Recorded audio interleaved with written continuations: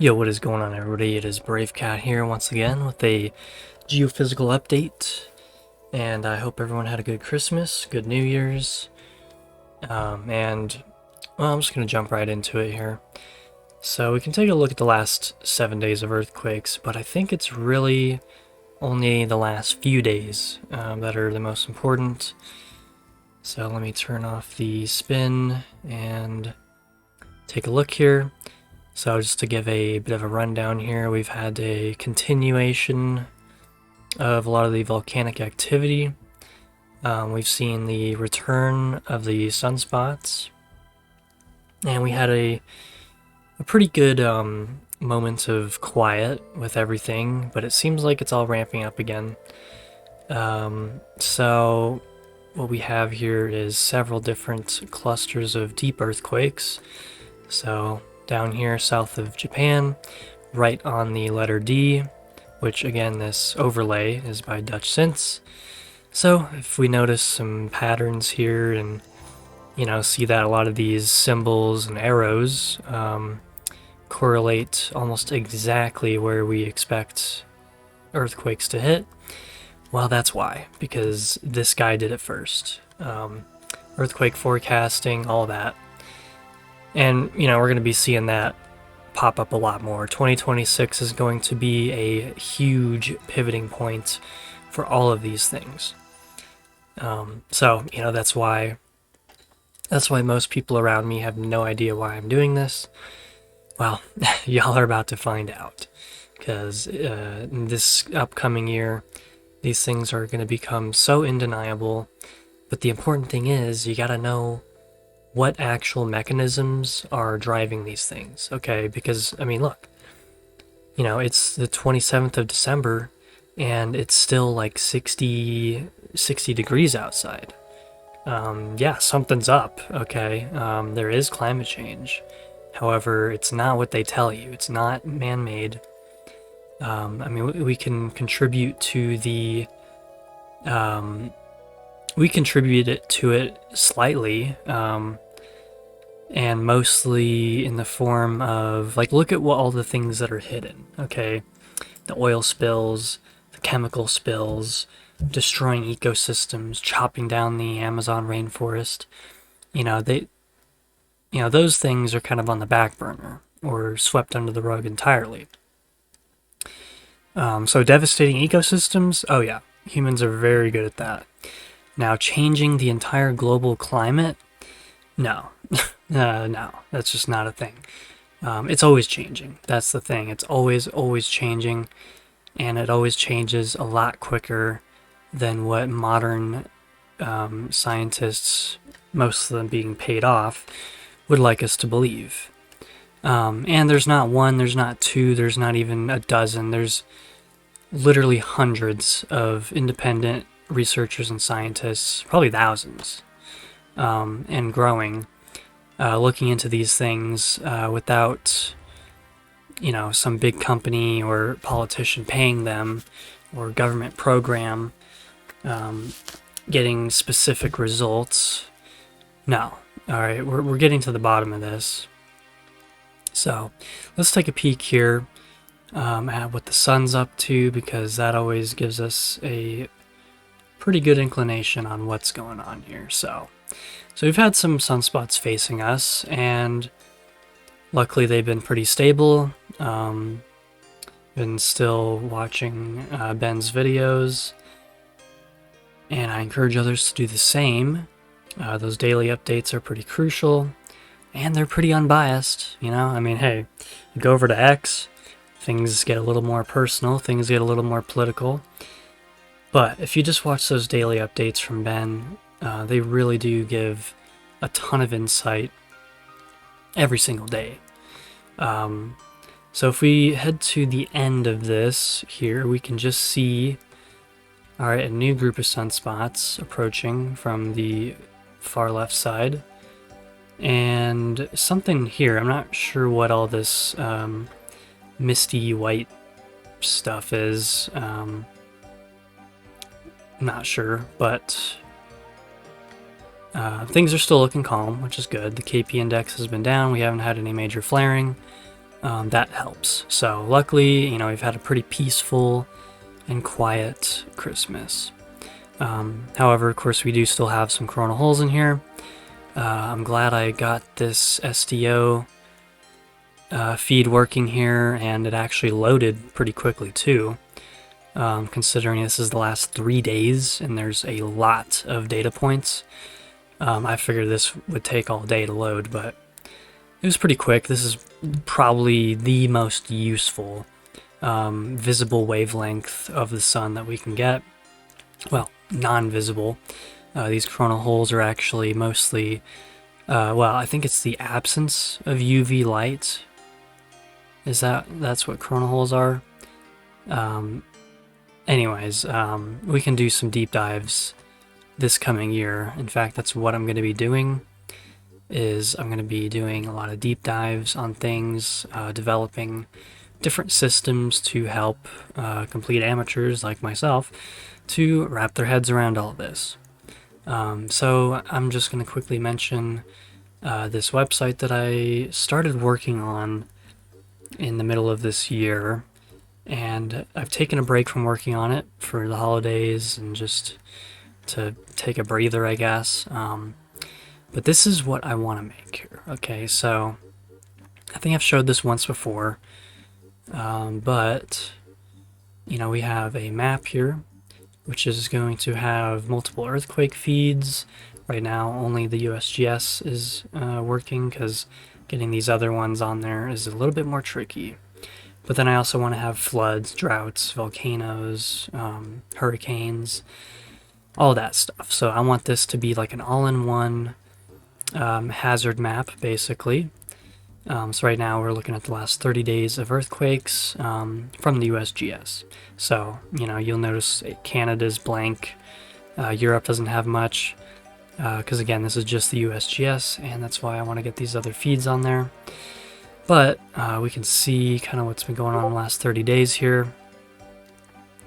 Don't mind that. So, you know, Alaska's had a lot of movement going on. Pretty much the whole Pacific Northwest has just been a whole hot spot. But then we can see all the tremor locations and spots here. So it's just another way to look at it. You can enable clustering so that you can actually just click on these clusters here. If we just take it back to 7 days, the last 7 days here, we can actually see the more recent clusters. So, you know, we can go in here to San Francisco because, you know, this is like probably the biggest watch zone for the West Coast. We have quite a huge tremor swarm far north of it here. And to the south, let's see, you know, some activity going on there, but I just wanted to reference this because we're going to have KP index, other space weather feeds, just like we see here. You know, whatever's relevant. I'm going to have historical data and archives for cataloged data for earthquakes, volcano, and solar data. I'm going to have frontier science articles. So there's going to be a lot of things here. Now, some of these I'm not allowed to directly have a PDF viewer here, such as this is the only one I have. If we go to this, reviews of geophysics, this is still one of the most staple scientifically reviewed articles pertaining to geomagnetism and how it affects life on Earth. So that's there through a link, so you got to click on it. But some of these, if I'm allowed to, I'll just have the direct PDF in here. And that's the other thing, is I have to, you know, not step on anyone's toes. So like for the USGS feeds, those are really easy to get. They're totally open source. A lot of science-related things are open source with, you know, pretty loose copyright, as it should be. But there's always some things you got to watch out for. You know, we have photography, multimedia here. This is the only thing I have on here so far. It's basically you're looking at every single multiple multiple non-visible spectrums. So if we go here, you know, this is one of them. Here's another. So you look at all these different angstroms here that appear in different colors. If it'll change. So we got 284 angstroms, 195. You get the idea.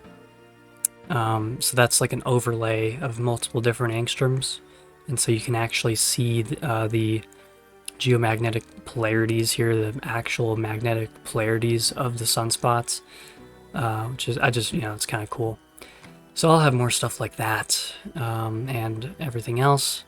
So this is what I'm working on here. This is what I want to accomplish next year, along with a lot of other things. So we'll be doing a lot of research and deep dives into these things. One thing I want to get out of the way, hopefully soon, is a deep dive on the earthquakes and volcanism for this year, because I'm pretty sure we've had completely earth-shattering records of volcanism and earthquakes, so I definitely want to start working on that at the turn of the new year. So there's a lot of stuff going on. I guess this is more kind of an update for my channel and what I'm working on rather than the regular geophysical update, but we're still looking through here. So if we look at the volcanoes for today, again, this hasn't really slowed down. We've got Italy, which luckily this isn't can't be flaggery. This is actually, if we just go to Google Maps here, I've got a couple things pulled up. There is a volcano here in Indonesia. This one actually looks pretty gnarly here. Just take a quick look at that. So that one's on the list as well. Halmahera, Indonesia. Whatever, however you pronounce things. So, okay, I'm going to go back to this in a moment. This is the zoomer part of my brain, bouncing back and forth with, yeah, so anyways, let's go ahead and take a look at Italy. Mount Etna. So it's kind of off the tip here. Oh god, this song is annoying. Ah, that's better. Okay, so this has been seeing some activity, but if you go to here, it doesn't actually show a whole lot of earthquake activity here. Like we've got 2.7, 0.9, and then here's Etna. So there's doesn't say there's a lot of seismic activity going on there, but it is currently blasting. If we take a look here, wow, that's actually a pretty big blast. So 36,000 feet. Yeah, it's actually a pretty big blast. Wow. We can take a look at the whole thing here. So that's exactly where it is. It's a pretty big blast. It's not world-ending by any means, so that's obviously good. I kind of wonder how this is actually affecting people over there. But anyways, so we got that. Lots in Indonesia here, and again, oh, maybe later. Oh boy, everyone's going broke. Everyone's asking for money. Fuego, you see Fuego on there all the time. More in central Mexico. So it's more or less hasn't changed. We've still been seeing constant above average volcanic activity, even from places that were once dormant. Especially in Indonesia. I forget where it was. You'd think I would have put a place marker on it. Oh, I think this was it. Mount Yes Sir. Yes Sir. Come on, zoom in. I think this is a ancient or dormant volcano. There's actually no information on it here, which is kind of BS. But whatever. Anyways, though. So, okay, what is actually going on? Well, we can take a look. So down here, you can see Earth as the blue circle.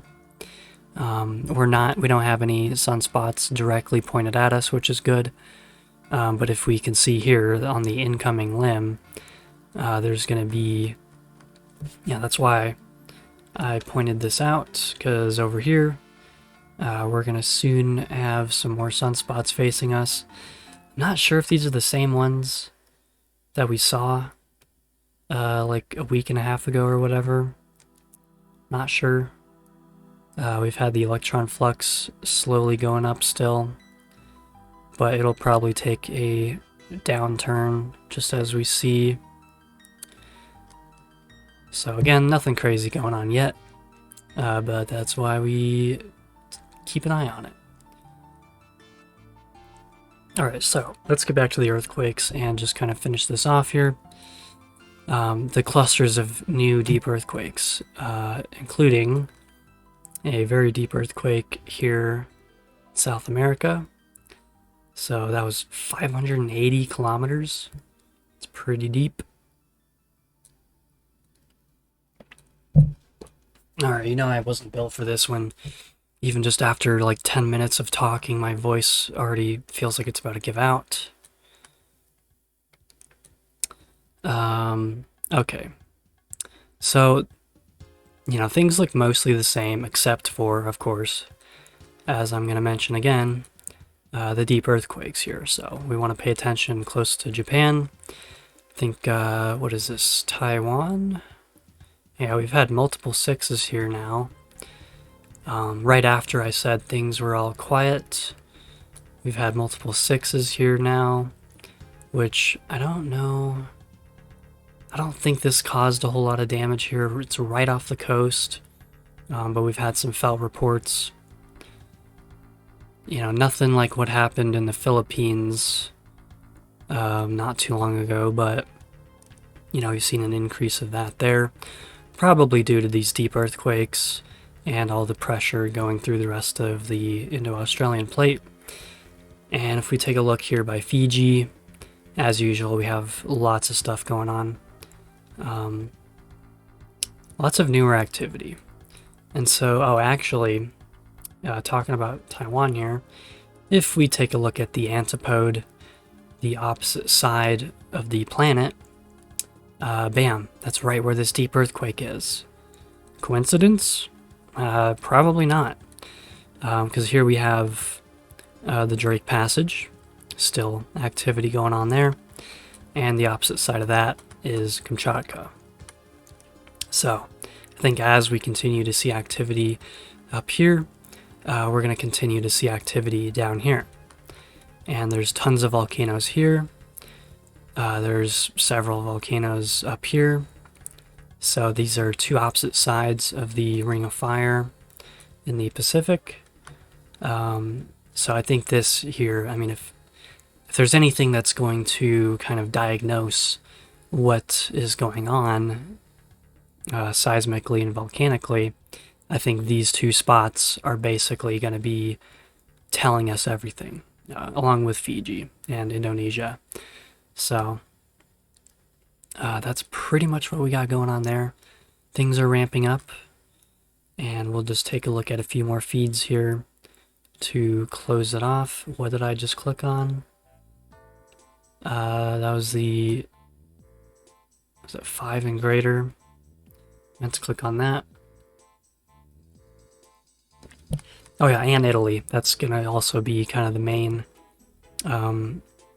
forecasting point there. So between Italy and I guess, well, see, when you look at Greece and Western Turkey, well, it's kind of hard to, at least for me, I don't really know what I'm looking at here. It's just all earthquakes.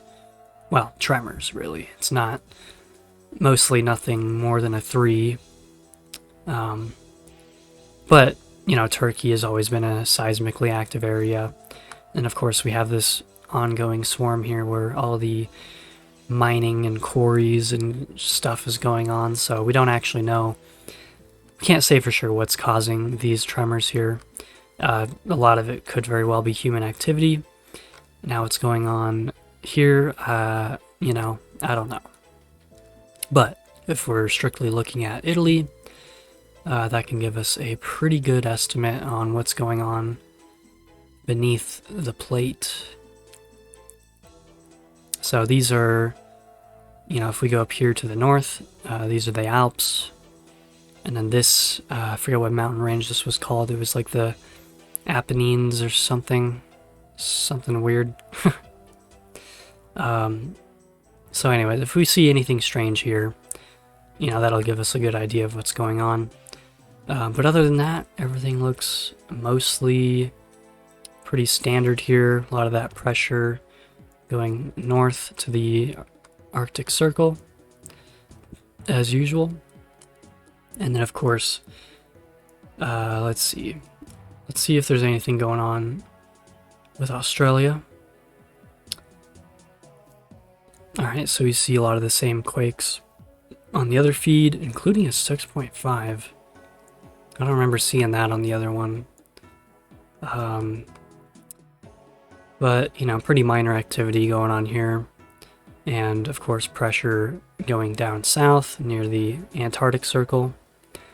So those are all pretty common places to see the pressure transfer to, as well as a bunch of it going straight across the Pacific and then, you know, transferring over and ending up in the Mid-Atlantic Ridge. So again, all these arrows and markers are going to be extremely relevant to see how the pressure is transferring and to see where it's going to end up at. See, isn't this stuff so fascinating? Too bad hardly anyone else could agree. Alright, let's kind of round things off here. So, okay, what are we looking at? I opened it, and this is all from today, I think. Again, I'm getting used to the way they changed this. Oh, okay, 26 going into the 27th. Because that's, you know, pretty good uptick of tremors here. Yeah, they changed the way all of this is. Ooh, I don't like it. I don't like how they changed it. Makes it look really insignificant, because it's like we got 436. And then last week we had 159. So it's taken a downtrend, but it could be going back up here. So yeah, I think we're looking up here mostly for these tremors here. So we got Oregon. Let's take a look at what's going on here. And I'll probably just, you know, close it out with this. So let's see, those quakes off the coast of Oregon are all really old. So we're not looking at any new activity off the coast that we know of. Because again, you also have to remember these are all from government reporting agencies. And well, if we know anything about the government, it's that we can only trust them about as far as we can throw them. And it's looking like we might have to throw them back into the harbor, just like the tea. If only. But it's looking like, you know, if I want to stray into politics for just a moment, it's a blanket statement that, like, okay, we just need to, if it's possible, somehow get rid of government. But you know how that is. They have cemented themselves in like a bunch of parasites. They do not serve the people anymore. They only serve themselves. So, you know, that's just how it is. And that's the other big thing that's going to be happening, the big pivoting point. It's going to be everything next year. Whatever it is, you know, geologic time frames, political backlash, you name it. Next year is going to be the huge pivoting point for all of it. So anyways, got some tremor development, but other than that, the west coast is looking all right. But I think I'll end it off there. That was quite a lot of things that I covered, including some of my ambitions. But with that, I will catch you all in the next one.